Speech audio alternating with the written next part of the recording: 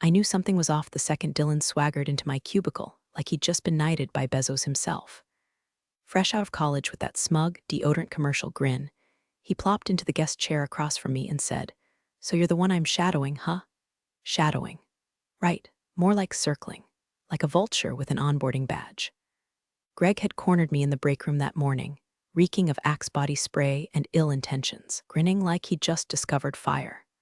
"We just need a little redundancy, in case you ever take a vacation, Ava," he said, using the tone of a man who thinks saying redundancy doesn't make him sound like a firing squad in khakis. I hadn't taken a vacation in 4 years. Not even a sick day. Once worked through a double ear infection and a sprained wrist because payroll doesn't stop just because you fell down your porch stairs chasing a squirrel out of your tomato plants. So yeah, I knew the vacation line was BS. Dylan wasn't here to learn. He was here to replace. And to make things worse, the little twerp kept narrating everything I did like he was filming a YouTube tutorial. "Oh, macros. Sick. So you built this whole reconciliation process yourself." Just nodded. He didn't need to know that I'd spent months automating our archaic expense routing system, because Greg once blew a gasket over a $12 mileage reimbursement showing up late.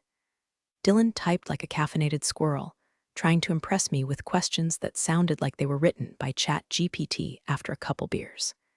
Meanwhile, Greg kept materializing behind us like a haunted Roomba. "Hey Ava, quick thing. What kind of access level are you giving Dylan for vendor management?" "Read only," I said, without looking up. He didn't like that. I could smell his disapproval before I saw it, like cheap cologne and career sabotage. Might as well just give him full. He's gonna need it eventually. I smiled and didn't move a damn finger. "And hey, since you're already here with me in this mess, maybe do me a small favor. Tap that subscribe button and help me hit my first 10,000 subscribers. It's free, unlike Greg's soul. Plus, it tells the algorithm you like stories where smug guys get exactly what's coming." Anyway, I kept playing my part, dutiful, helpful Ava, walking Dylan through the guts of the company's accounting skeleton like nothing was wrong. But I was watching. I noticed how Dylan knew where the vendor authorization templates were before I even showed him. I noticed how Greg kept checking the timestamps of our sessions on Slack.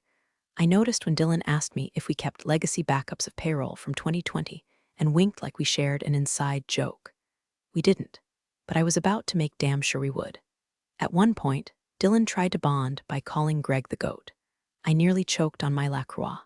Greg once printed out a meme thinking it was a slide for his presentation. If Greg's the goat, my cat's a damn rocket scientist. But I smiled. I taught. I explained formulas and approval flows and all the places you don't touch unless you're ready to explain yourself to a dozen angry auditors. And all the while, I let Greg think he was 2 moves ahead. Thing is, I'd already flipped the board. The sushi joint Greg picked for the company lunch was one of those upscale places with minimalist decor and bonsai trees by the windows, just pretentious enough for him to pretend he had culture. He kept calling it authentic, like he hadn't just Googled Japanese restaurant impressive enough for CEO. I showed up early, because old habits die hard and I like to know the exits when I'm walking into a lion's den. The CEO, Mr. Takahashi, arrived 5 minutes after me, sharp suit, calm presence, and eyes like he'd already scanned every weakness in the room. Mayu, his longtime assistant and translator, was unfortunately delayed due to a flight hiccup. Greg, of course, saw it as an opportunity to flex. "Guess I'll have to put that Duolingo streak to work," he joked, nudging the CEO as he sat down, already sweating through his collar. We ordered. I stuck to tea and tempura because I was too focused to eat. Greg was already 2 sake bombs deep, chuckling at his own jokes and spitting out kindergarten-level Japanese with the confidence of a man who once dated a hostess in Shibuya and thinks that counts as immersion. It was somewhere between his 3rd mispronunciation of simple Japanese word and a half-brag about streamlining our legacy systems that he leaned in toward Mr. Takahashi and let it fly. "She's a bit old-fashioned. She'll be gone by next quarter." He chuckled and looked straight at me, eyes glazed with arrogance, thinking he just whispered something clever that floated right over my head like smoke. But I heard every syllable. What Greg didn't know, because he never asked, because people like him never do, is that I spent 5 years in Tokyo. Lived off vending machine onigiri and yen 280 ramen while finishing my MS in financial systems at Todai. I studied Japanese till my dreams came with subtitles, navigated pension filings, and digital payroll audits in kanji, so dense it would make most Americans cry into their QuickBooks. So when Greg called me old-fashioned, I smiled. And when he said I'd be gone next quarter, I reached for my tea with the calm of a woman preparing a funeral playlist. You see, something in me shifted right there, like a gear clicking into place. Not rage, not yet, just clarity. The kind that settles in your spine like cold steel. I wasn't going to argue. I wasn't going to defend myself. I was going to end him, quietly, precisely, in a language he'd never understand. I tuned out the rest of lunch. Let Greg ramble about efficiency metrics and digital pivots like a man who just discovered buzzwords. I watched as he mansplained our own software to the CEO and handed over a printed handout with graphs I built, but his name at the top. I caught the side-eye Mr. Takahashi gave him, subtle but sharp.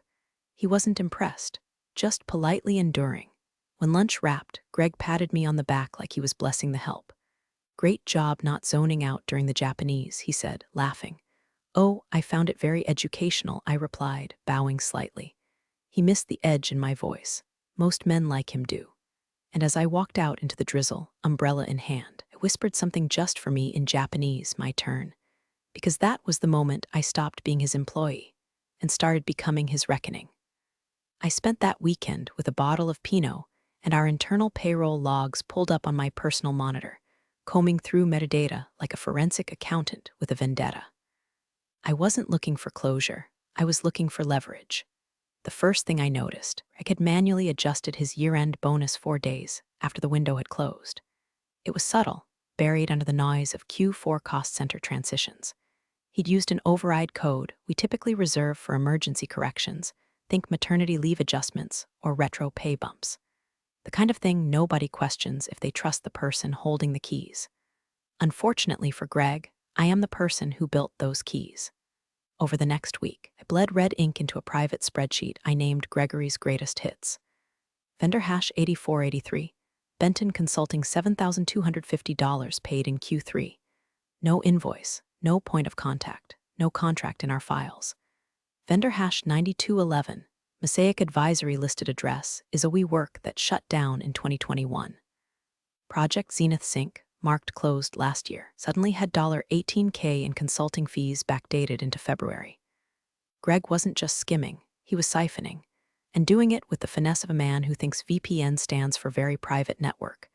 But I didn't go nuclear, not yet. I kept training Dylan like nothing had changed, showed him the ropes, smiled through his questions. "Oh wow, Ava, you coded this reconciliation template?" He'd say. Hum, I'd hum. Sipping coffee, I'd started brewing with decaf just to stay calm. He once asked if we could simplify the controls around approvals. I blinked twice.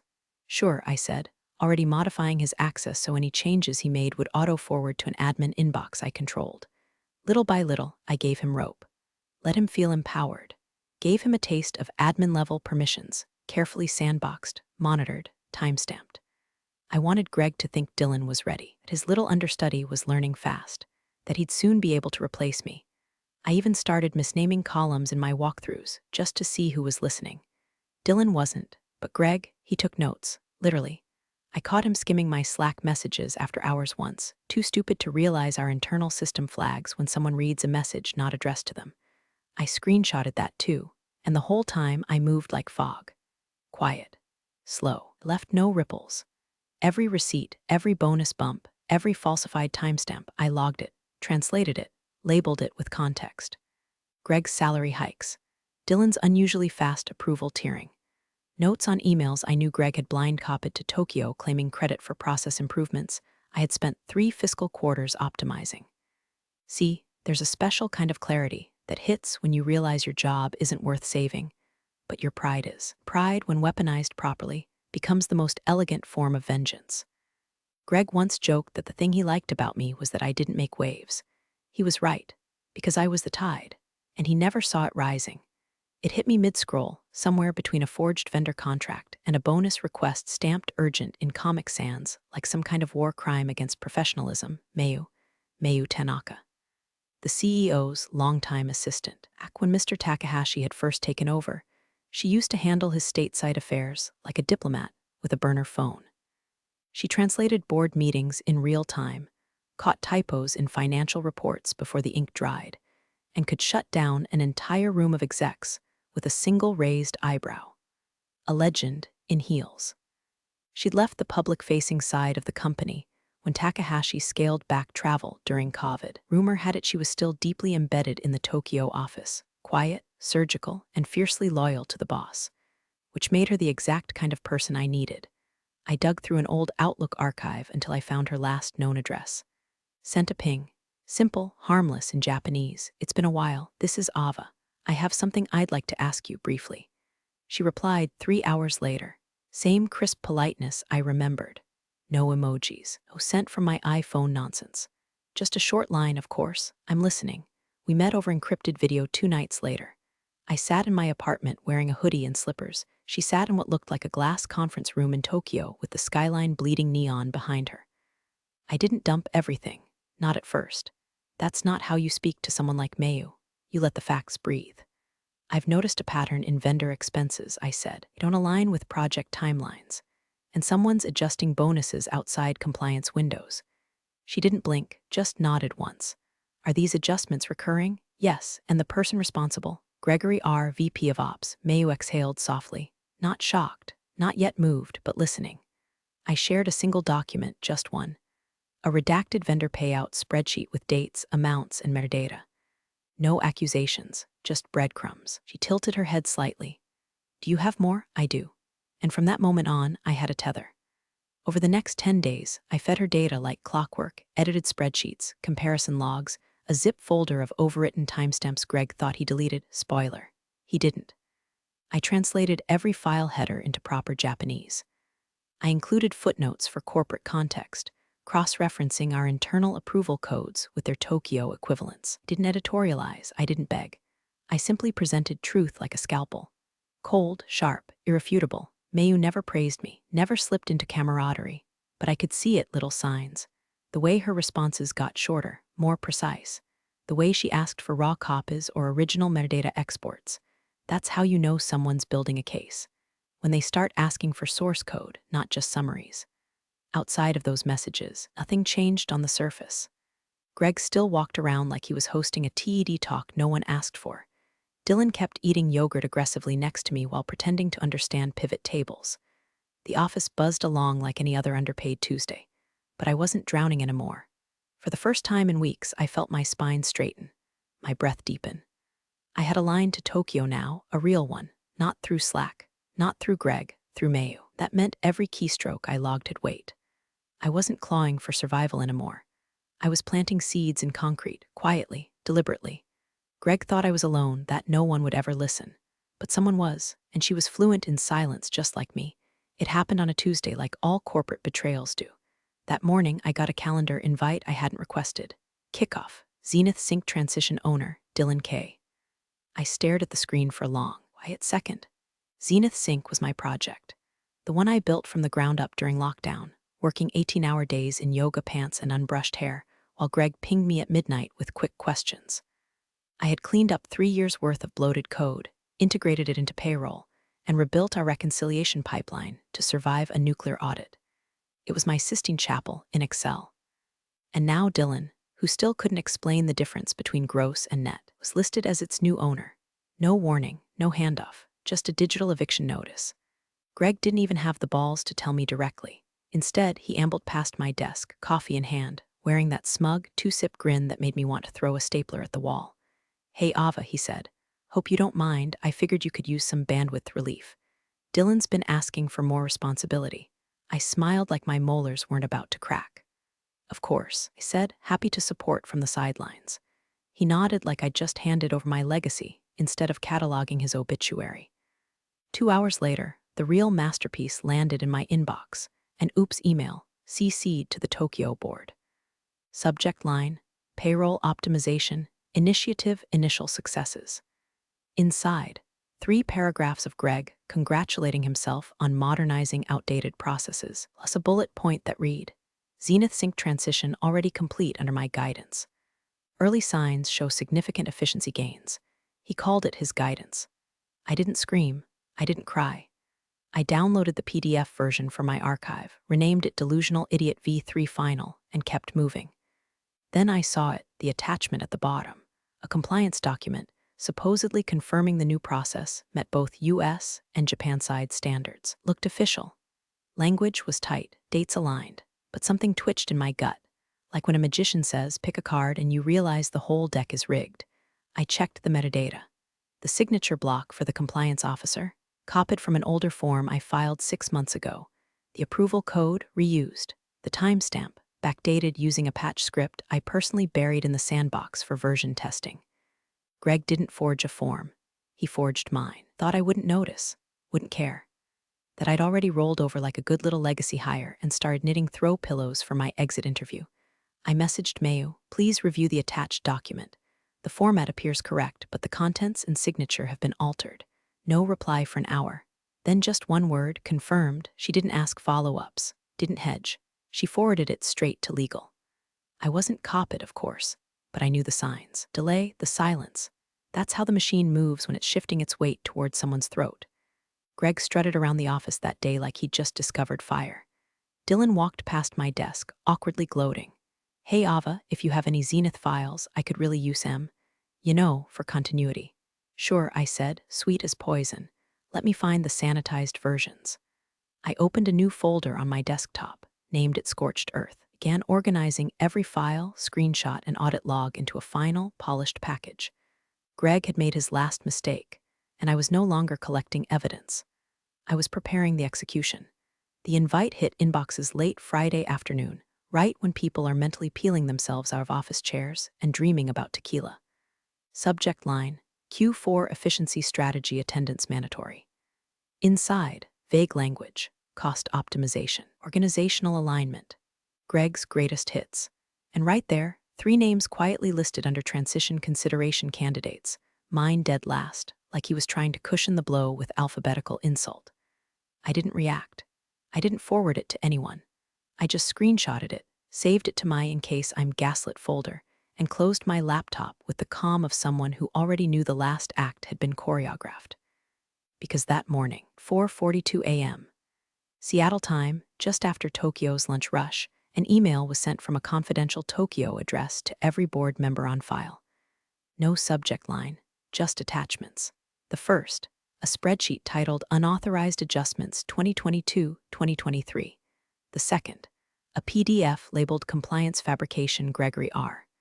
The third, a ZIP folder named Full Audit Trail Internal Use Only. Each file meticulously translated. Headers color-coded. Timelines mapped. Approval metadata untouched. Nothing flashy, just unrelenting accuracy. The kind of evidence that doesn't yell, it whispers, look closer. By the time I walked into the efficiency meeting Monday morning, the boardroom was packed, uncharacteristically quiet. Greg stood near the head of the table, flipping through his presentation remote like he was auditioning to be the next Tony Robbins. His tie was crooked. Smile looked just a little too practiced. I chose the front row, sat dead center, crossed my legs and folded my hands over a notebook I didn't intend to open. I wanted him to see me when the floor gave out. Greg clicked through the first slide, cost containment goals. Then the second, operational realignment. On slide 3, his voice cracked slightly. And finally, key restructuring areas to streamline redundancies and promote fresh innovation. He paused. Before we dive in, I want to, address something that came to our attention this morning. Oh, there it is. He tried to play it off like some harmless administrative hiccup. We received an email that includes some internal documentation that appears to have been manipulated. We're working with legal to, the CEO, silent until now, raised a hand. No, we're not working with legal, he said quietly. They're working with us. A single line, like a scalpel to Greg's jugular. Greg blinked. I'm not sure what you mean by. Another board member slid a printed copy of the audit trail across the table. Did you authorize these payments? Greg reached for it with the hesitancy of a man trying not to leave fingerprints. Across from him, I watched the room freeze frame around his unraveling. Every breath, every eye shift.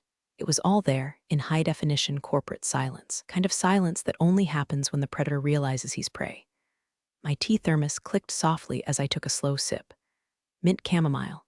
Greg's favorite. He used to brag it helped with performance anxiety. Guess it stopped working. I didn't need to speak. I just sat there, smiling, not smug, not loud, just ready. Let the walls close in.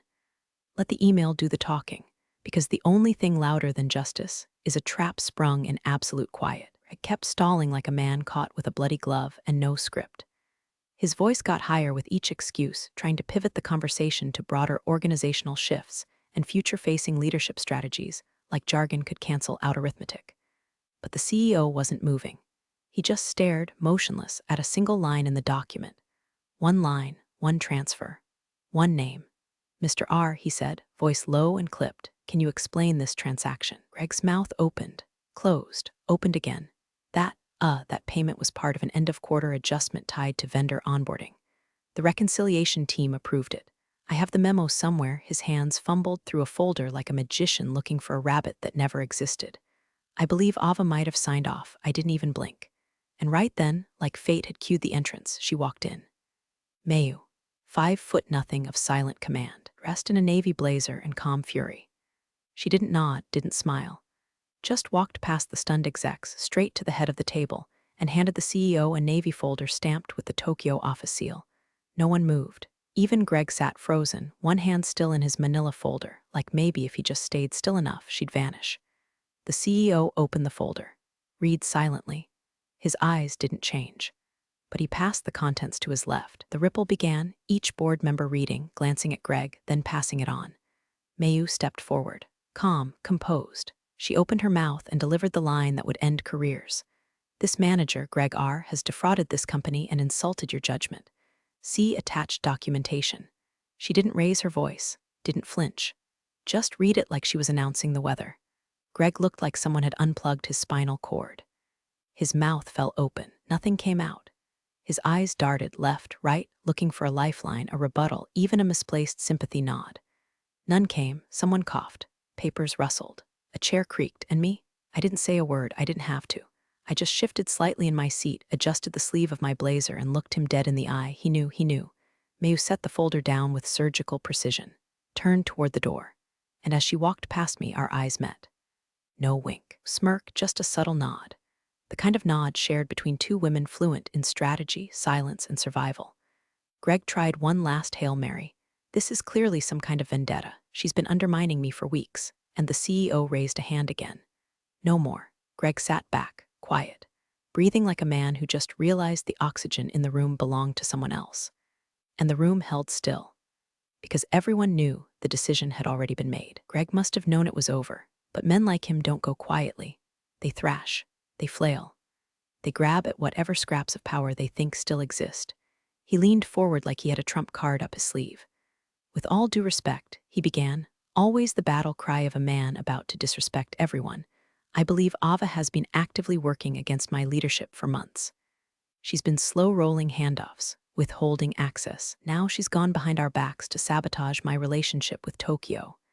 He said relationship like he was in some kind of long-distance situationship with the board. The room didn't react. No gasps, no shifting chairs, just the thick, still air of people watching a dying battery try to spark. I stood, no rush, no theatrics, just enough time for every head in the room to turn toward me. Then I bowed just slightly, formally, properly, and in Japanese. "Clear and crisp," I said. "When you joked about firing me, you forgot something. I know your language better than you know your job." The silence hit like a thunderclap. One of the younger board members sucked in a breath. Someone near the back actually murmured, "Damn." Greg just froze, blinking like maybe if he stared hard enough he could rewind time. The CEO didn't look at Greg. He looked at me and nodded once. Security didn't drag Greg out. Would have made it too easy for him to spin as victimhood. No, it was worse. Two internal operations guys quietly stepped forward, motioned toward the door. Greg's mouth opened again, but no words came. He picked up his laptop like a child forced to leave the sandbox, shuffled toward the exit like he was still waiting for someone, anyone, to stop this. No one did. Once the door clicked shut, the CEO turned to the board. "Let's move forward," he said simply. Mayu handed out a brief memo detailing internal realignments. At the bottom of page 1, under Revised Reporting Structures, my name was listed. Title: Director of Financial Systems reporting to Tokyo HQ. I had signed the contract 2 weeks ago. I gathered my folder. Took one last look around the room, at the executive still trying to process what just happened, at the empty chair Greg had left behind, at the folder Mayu had placed like a tombstone. Then I walked out. No strut, no grin, just calm, fluent silence. Somewhere behind me, the sound of a chair squeaked back into place. The meeting continued, but I was no longer in it. I was beyond it. Thanks for joining the fun, you office survivors. Subscribe for more switch-flicking drama. Let's make your former coworkers sweat.